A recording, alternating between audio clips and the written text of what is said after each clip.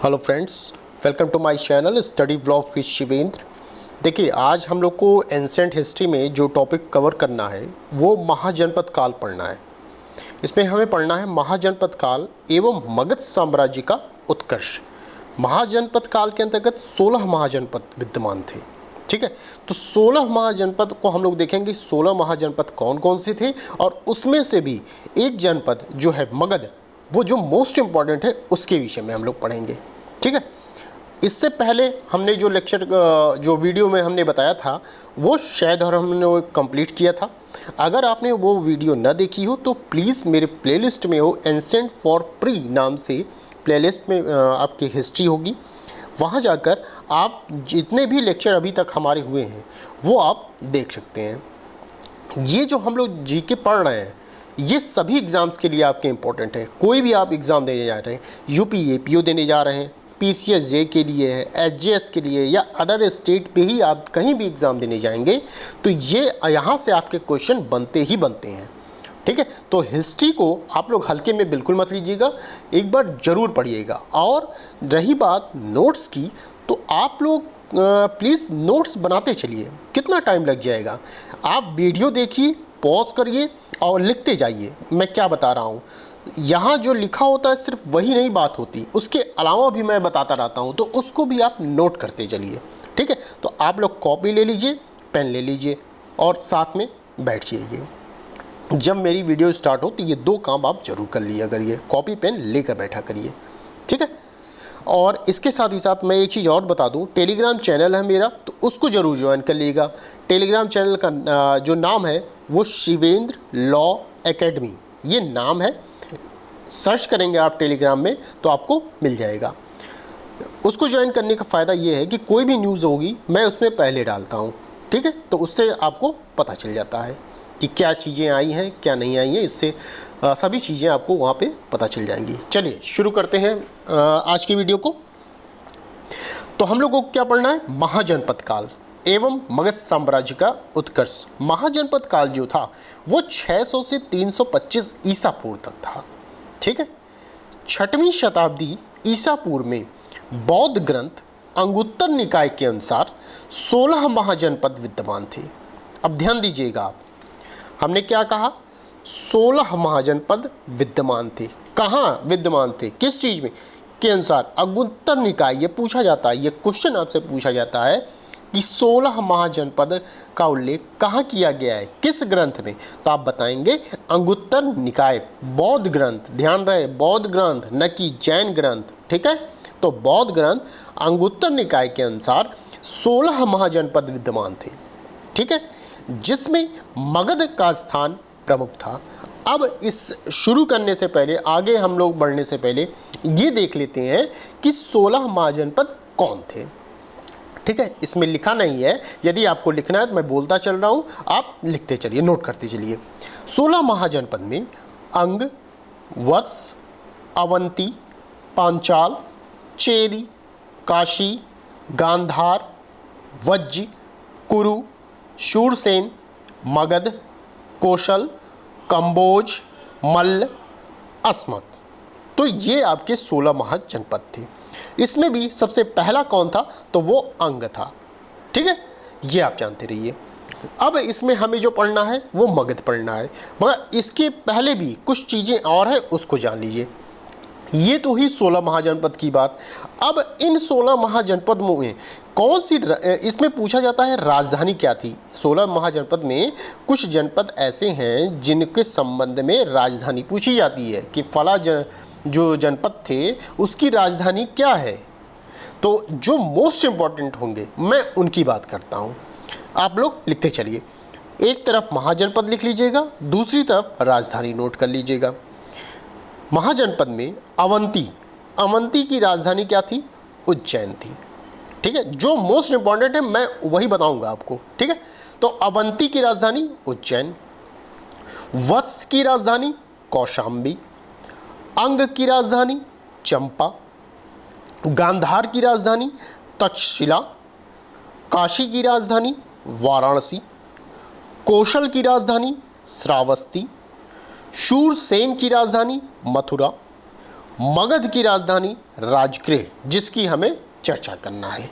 ठीक है, तो ये तो हुई राजधानी की बात। 16 महाजनपद हमने बताए कौन से थे, उनके संबंध में जो इंपॉर्टेंट महाजनपद की राजधानी थी उसके विषय में हमने बात की।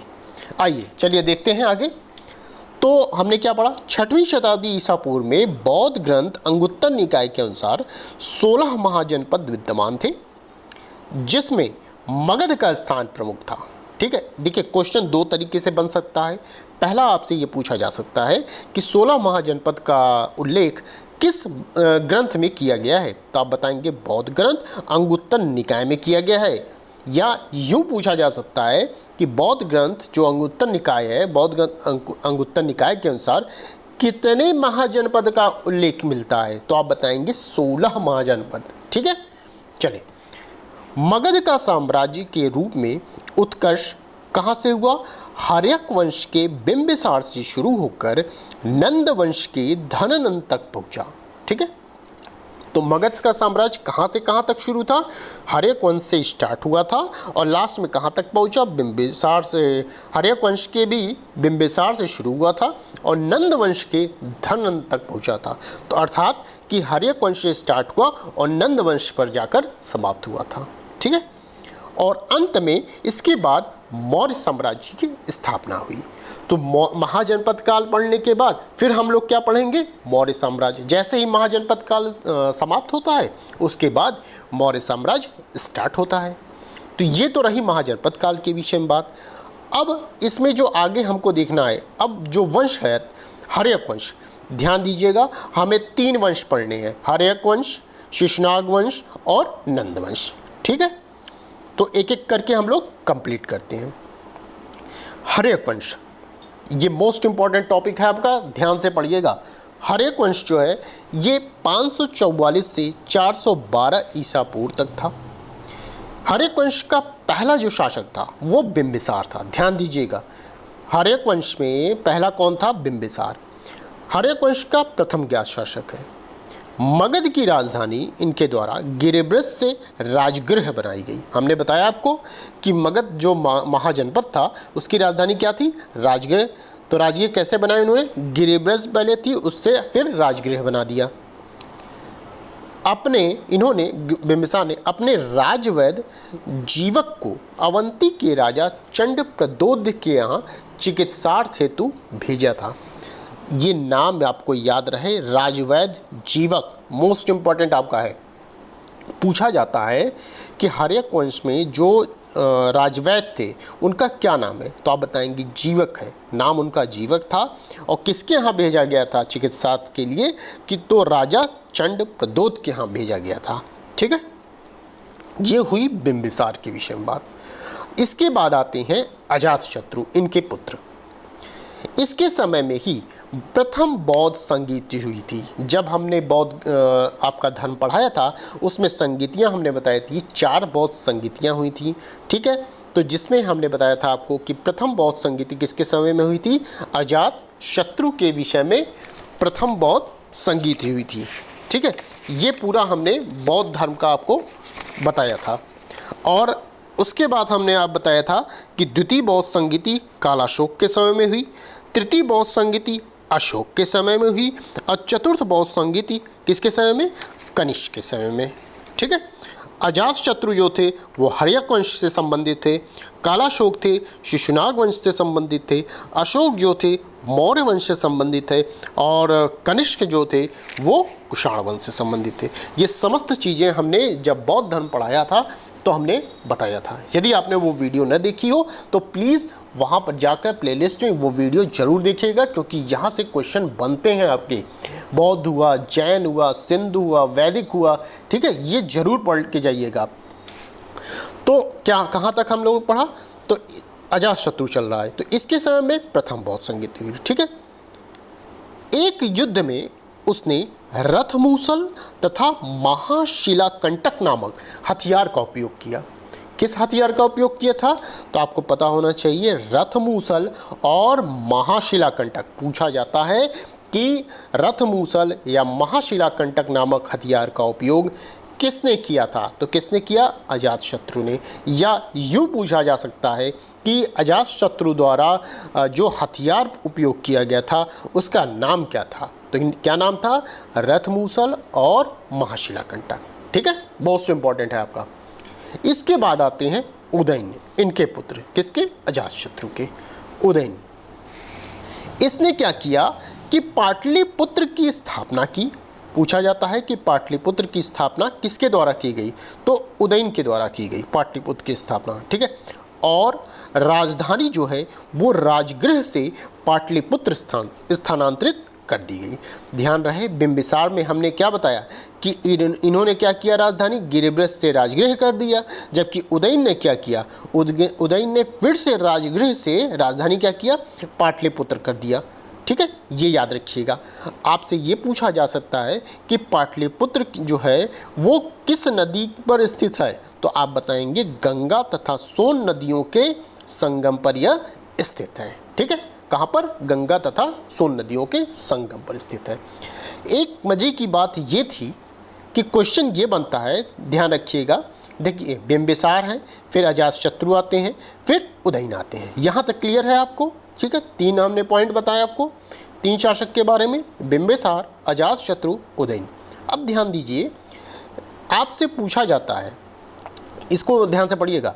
अजातशत्रु ने पूछा जाता है कि कौन ऐसा शासक था कि जिसने गद्दी के लिए अपने पिता को मार दिया और फिर उसकी भी हत्या उसी के तहत हो गई, जिस कारण उसने अपने पिता को मारा उसकी भी हत्या उसके पुत्र ने उसी तरीके से कर दी गद्दी के लिए। तो कौन था?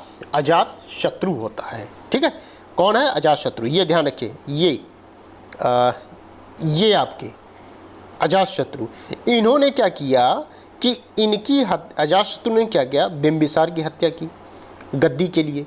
अब इनके पुत्र जो थे उदयन, इन्होंने भी क्या किया? अजातशत्रु को मार दिया गद्दी के लिए। ठीक है, यही बात यहाँ बताई गई है कि अजातशत्रु ने राज्यारोहण के लिए अपने पिता, कौन पिता? बिंबिसार। ठीक है, इनके पिता बिंबिसार की हत्या की एवं स्वयं इसी कारणवश अपने पुत्र, कौन पुत्र? उदयन। ध्यान दीजिएगा। ठीक है, उदयन द्वारा मारा गया। ठीक है, चलिए नेक्स्ट है, फिर अन्य शासक आए हैं, कई अन्य शासक हुए। अब उसमें जो लास्ट था वो इंपॉर्टेंट है। तो कई थे इसमें। अंतिम राजा कौन था? नागदशक या दर्शक कहा जाता है।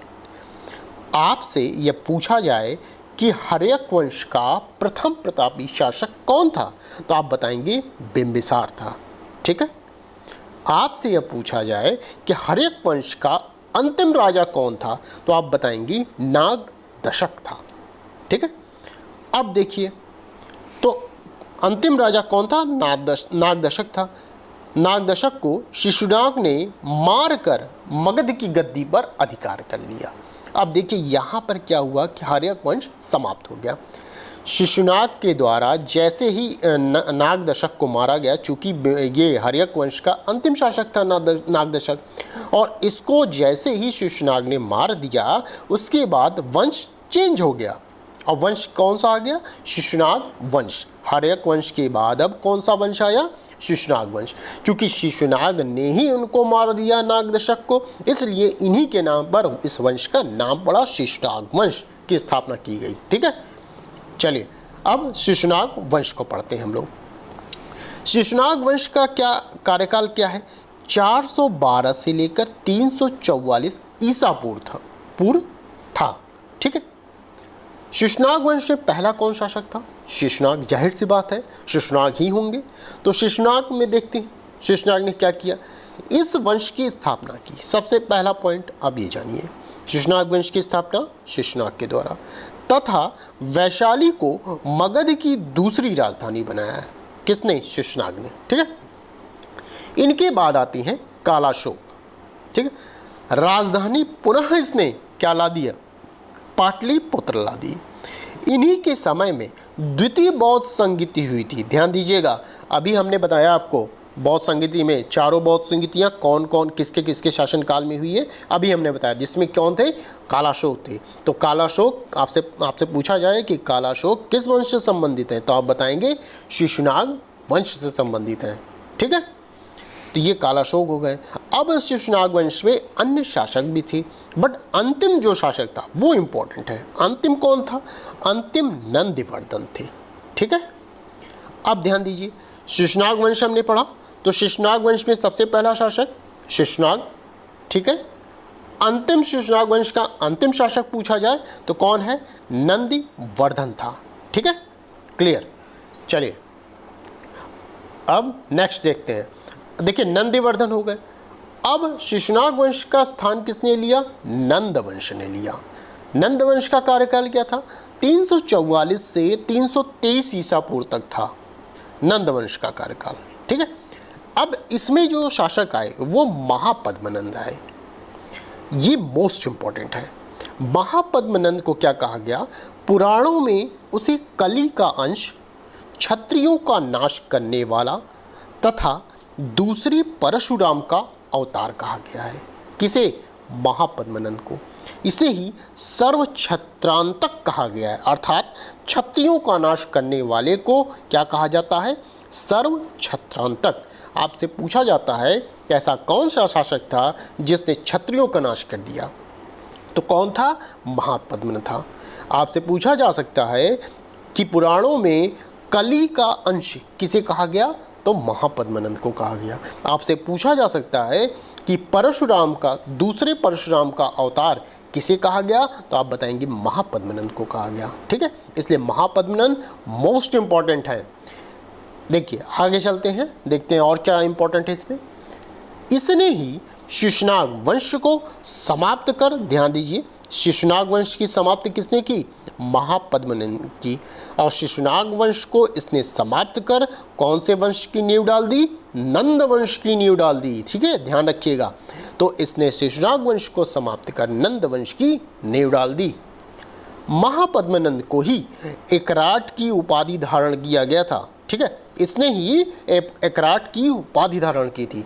पूछा जाता है कि ऐसा कौन सा शासक था जिसने एकराट की उपाधि धारण की थी, तो किसने की थी?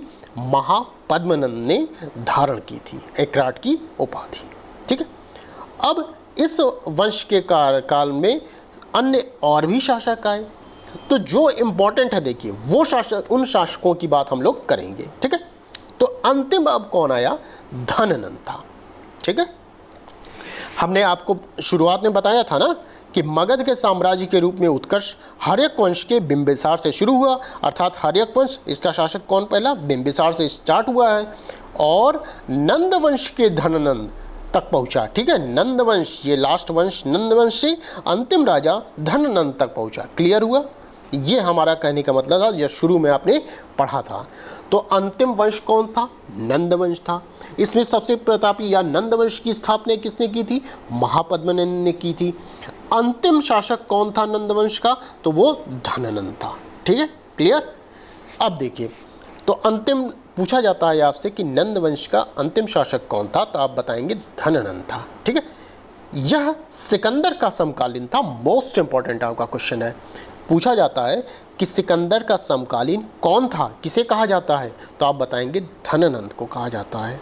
ठीक है, जब सिकंदर ने पश्चिमी भारत पर आक्रमण किया था तो मगध में धननंद ही था।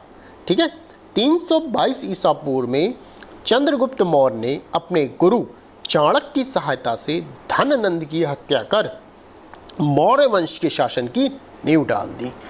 ठीक है, तो मौर्य वंश की नींव कैसे पड़ी है ये आपको पता चल गया कि चंद्रगुप्त मौर्य ने, इनके गुरु कौन थे? चाणक्य थे। ठीक है, चाणक्य की सहायता से इन्होंने धननंद की हत्या की, अर्थात नंद वंश का जो अंतिम शासक था धननंद, उसकी हत्या चंद्रगुप्त मौर्य के द्वारा की गई और फिर मौर्य वंश की नींव पड़ गई। ठीक है, तो मौर्य वंश का शासन वहाँ से स्टार्ट हो गया। ठीक है, तो आगे यहाँ तक क्लियर आपको हो गया होगा। अब इसके बाद नेक्स्ट हम लोग टॉपिक पढ़ेंगे। ठीक है, यहाँ तक अगर आपको वीडियो समझ में आई हो आपको, तो प्लीज़ वीडियो को लाइक, शेयर एंड उसको, अगर यदि आपको नए हैं इस चैनल पे तो प्लीज़ चैनल को सब्सक्राइब भी कर लीजिएगा। और इसके साथ ही साथ टेलीग्राम चैनल को यदि आपने ज्वाइन नहीं किया है तो प्लीज़ टेलीग्राम चैनल को ज्वाइन कर लीजिएगा। ठीक है, इम्पॉर्टेंट है आपके लिए, क्योंकि कोई भी न्यूज़ होगी वो आपको पता चलेगी। इसलिए मैं बार बार कहता हूँ कि जो नए स्टूडेंट होंगे तो प्लीज़ वो टेलीग्राम चैनल ज़रूर ज्वाइन कर लेंगे। आप लिंक जो होगा वो डिस्क्रिप्शन में आपको मिल जाएगा, और डिस्क्रिप्शन में सभी आपके जो जितने भी अभी तक हमने लेक्चर दिए हैं सभी का हमने प्लेलिस्ट बना रखा है, डिस्क्रिप्शन में भी है, और यूट्यूब में जब आप जाएंगे तो वहाँ भी प्लेलिस्ट में आप खोजेंगे तो सभी आपको मिल जाएंगे। और कुछ पॉइंट मैंने कॉन्स्टिट्यूशन के भी बना रखे हैं, वो भी आप चेक कर सकते हैं, प्लेलिस्ट में है। ठीक है, वो चित्रात्मक प्रस्तुति करके एक मैगज़ीन आई थी, उसको मैंने कुछ हद तक पढ़ा रखा है, तो आप एक बार वहाँ पर जाके देख सकते हैं। ठीक है, और इस तरह मैंने देखिए आपको एविडेंस ख़त्म कर दिया है, मैंने पुलिस एक्ट समाप्त कर दिया है। अब यहाँ हिस्ट्री मैं पढ़ा रहा हूँ, हिस्ट्री में एंसेंट हिस्ट्री पढ़ा रहा हूँ। ठीक है, लगभग आधा से ज़्यादा ही समझ लिए एंसेंट हिस्ट्री समाप्त हो चुकी है, और CRPC आपकी चल ही रही है। ठीक, तो बस आज के लिए इतना ही, फिर मिलते हैं नेक्स्ट वीडियो में। Thank you.